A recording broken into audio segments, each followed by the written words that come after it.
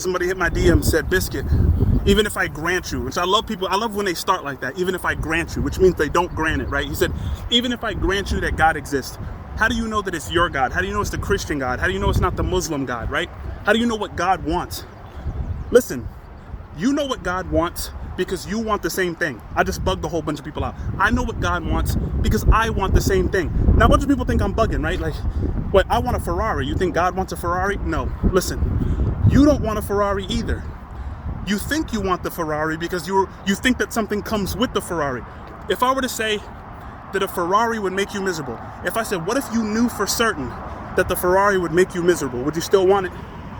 If the answer is no, which it clearly is, it means that the Ferrari is not what you want.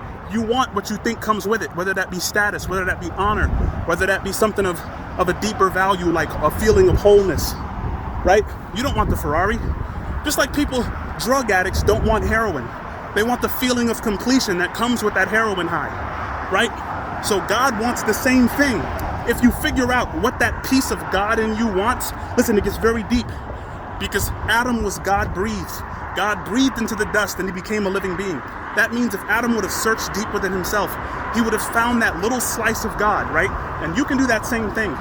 If you take away everything that's not fundamental to you, things like your arms, your legs, your experience, your memories, find that little piece of God, the thing without which you cease to be yourself, the essence of who you are, and ask what you want.